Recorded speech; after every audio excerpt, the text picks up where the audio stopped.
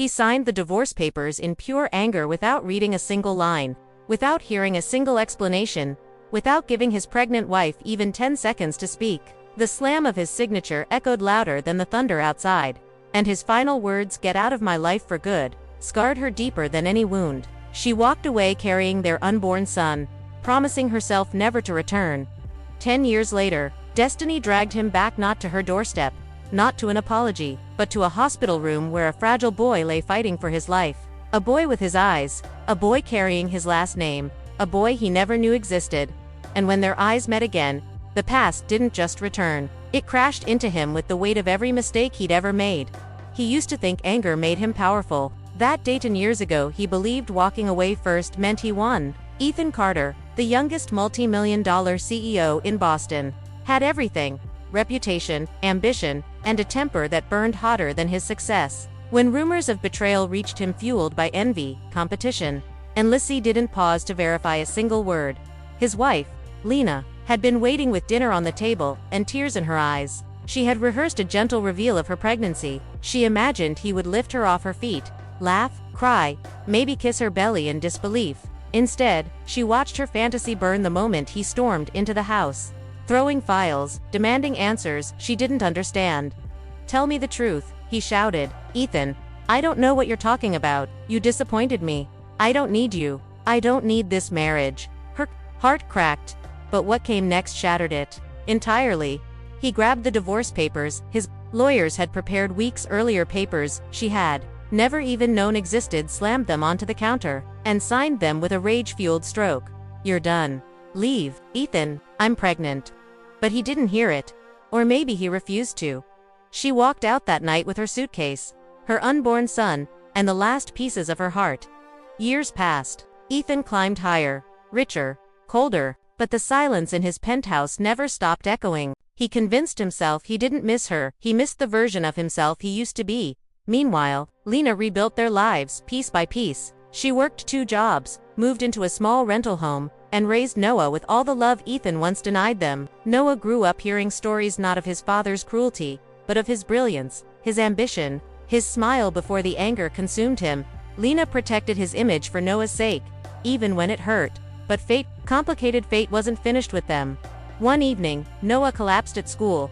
The call from the hospital shattered Lena's world. His condition was rare, critical, and only a biological parent could authorize the emergency procedure he needed. Her hands shook, dialing the number she swore never to call again. Ethan answered with his usual business tone. "Who is this?" "Ethan, it's Lena. I need your help." Those words froze him. 10 years of anger evaporated as fear sliced through him like glass. Within 30 minutes, he was in the hospital. Breathless, terrified, unable to understand why his chest hurt so much. Then he turned the corner and saw him, the boy lying unconscious. Pale, small, with Ethan's jawline and Ethan's eyes. His world collapsed as, "Is that my son?" he whispered. "Yes," Lena said, voice breaking. "Your son." His knees almost buckled. 10 years of mistakes. 10 years of blindness. 10 years of running from the one thing he secretly wanted: a family. He reached for Noah's tiny hand. And for the first time in a decade, Ethan Carter cried. The moment Ethan touched Noah's hand, something inside him snapped back into place, something he didn't even know was missing. His breath shook. Guilt clawed at his throat. Lena watched him silently, torn between anger and the memory of loving him.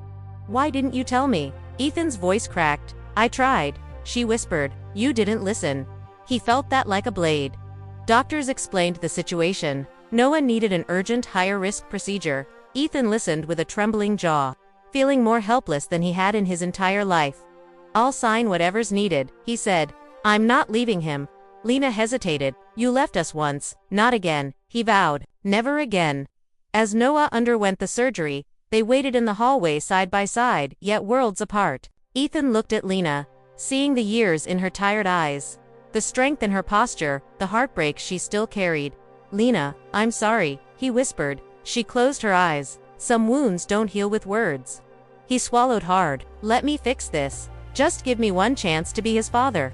Hours later, the surgeon finally approached. The procedure was successful, but he needs time to recover. Lena broke down in tears of relief. Ethan stepped back, giving her space, feeling undeserving yet grateful. When Noah woke up, The first person he saw was his mother, but the second, "Mom," he whispered. "Who is he?" Ethan froze.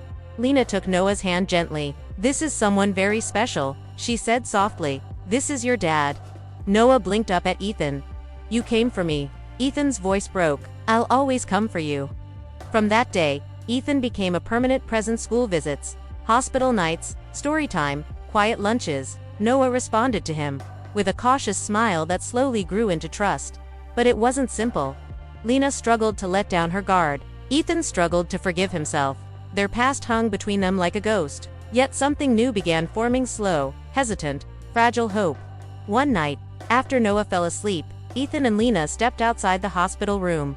"You're a good father," she whispered. He looked down. "Too late, no. Just late." Tears filled his eyes. "Lena, I don't deserve forgiveness, but I want to earn a place in your life, in his life, whatever it takes." She held her breath, heart trembling at the sincerity in his voice. "We can start slow," she said softly. "For Noah's sake. For our sake," he corrected gently. She didn't deny it. Months passed. Noah healed. The three of them spent more time together. And for the first time in 10 years, the future didn't feel broken. One evening, Noah held both their hands and grinned. "Can we be a family now?" he asked innocently. Lena looked at Ethan. Ethan looked at her, and this time, they both said yes. If this emotional reunion touched your heart, don't forget to like, subscribe, and follow for more powerful family drama stories that keep you watching till the very end. Your support helps bring these stories to life, so stay with us for the next unforgettable journey.